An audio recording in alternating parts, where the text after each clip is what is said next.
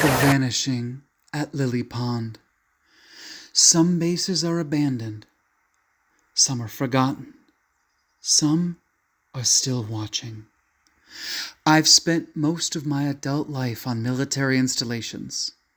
Some active, some half abandoned, some officially decommissioned, but still guarded by fences that sag under their own age. I've walked bases in the desert, in the jungles, the mountains and the forests, over 100 of them across multiple deployments. And here's something that civilians rarely understand. Military places don't always disappear when they're shut down. They fade. They sink back into the land. They leave pieces behind. Tunnels that don't show up on maps. Storage areas no one remembers authorizing. Access points that were never meant for public eyes. So when I first read about the disappearance of Thomas Messick, something felt wrong in a way I couldn't explain. Because men just don't vanish like that. Not without help. A hunter who should have come back.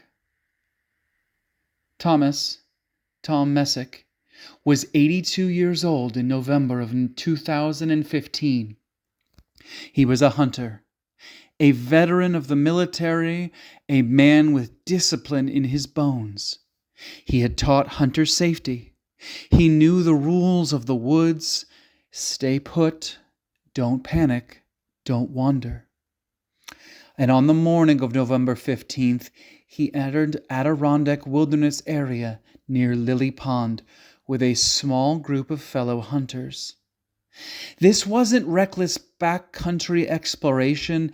This was familiar ground. Coordinated, planned. Tom was assigned a stationary position during the deer drive. He sat down with his rifle, his walkie-talkie, his distinctive red and plaid black hat. And then, without noise, without witnesses, without evidence, he was gone. The silence that doesn't belong. When the group returned, his spot was empty. No footprints leaving, no signs of a fall, no disturbed brush. I've conducted after-action reviews in combat zones. Silence can mean safety, or it can mean something very wrong. This silence was the second kind. They radioed him. Nothing. They called his name. Nothing. Later, some would remember a strange sound they heard earlier that day. Not a shot, not an animal call, just something sharp, something out of place. That detail struck with me. Because unexplained sounds are often the only warning you get. The search that found nothing. Hundreds of trained searches flooded the area. Forest rangers, law enforcement, search dogs and helicopters, grid searches that rivaled military reconnaissance. They searched the water. They searched the ravines. They searched until exhaustion became routine. And still nothing. No weapon, no radio, no clothing, no remains. In my experience, when equipment disappears along with a person, that narrows the possibilities.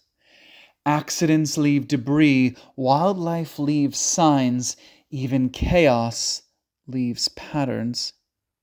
This, it left nothing. And that's what scares me. The animal question. Yes, animals exist in those woods: bears, coyotes, the rare stray wolf, even a mountain lion that is well out of traditional range, predators capable of killing quickly. But I've studied enough survival reports to know this: animal attacks are messy. They leave chaos behind: tracks, blood, scatter.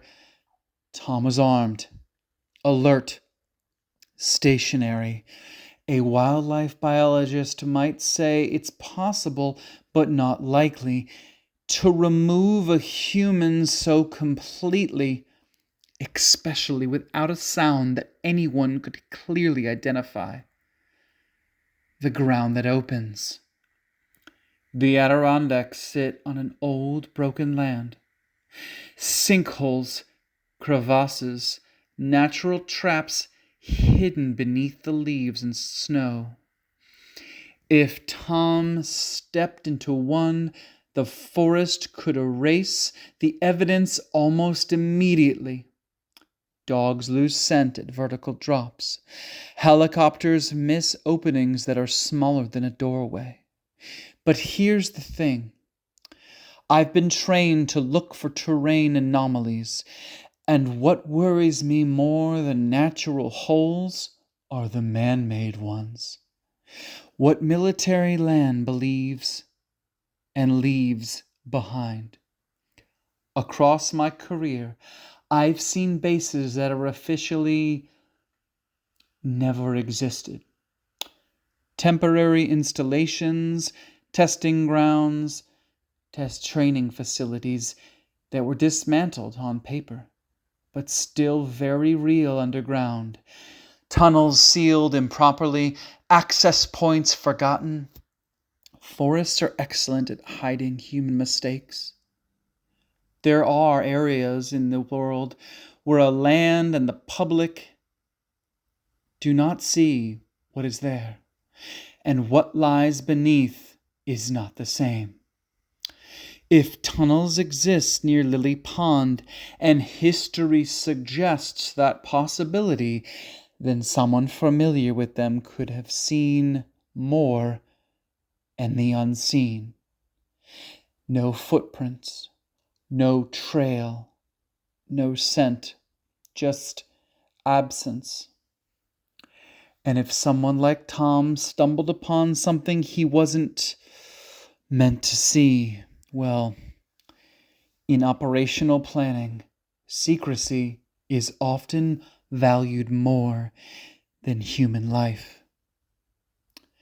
The human element no one wants to say out loud. We prefer animals as explanations because they don't have motives. People do. Isolation changes people. History shows that so clearly. In extreme conditions, whether war or famine or wilderness, moral boundaries blur. Survival rewrites rules. There are documented cases, even in modern history, where hunger and isolation led communities to consume one another. These were not monsters.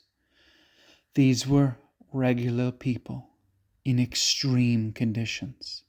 I'm not saying that's what happened here, but when a man disappears without trace, human involvement cannot be dismissed, especially in places where no one is watching. A family trapped between hope and grief. Tom's wife had shared nearly 6 decades of life with him. Military families understand the waiting. They understand uncertainty. But this was different. No folded flag, no burial. Answers left unanswered. Just an empty space where a man should be. That kind of uncertainty wears people down. It erodes sleep. It reshapes memory. and leaves families forever listening for footsteps that will never come. Why these woods still bother me. I've walked through forests near bases long since abandoned, places where trees grew through concrete, where military was no longer there, but where warning signs were half buried in the soil. Those places feel wrong, not haunted, restricted.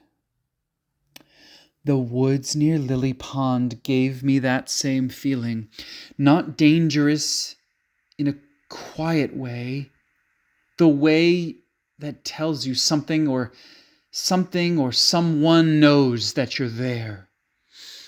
And if a disciplined, experienced man like Thomas Messick can vanish in daylight with people nearby, then the rest of us are only borrowing our safety.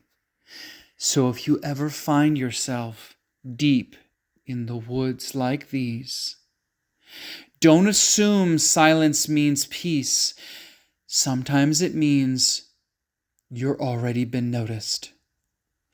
And whatever took Thomas Messick is still out there, patient, hidden, and still waiting.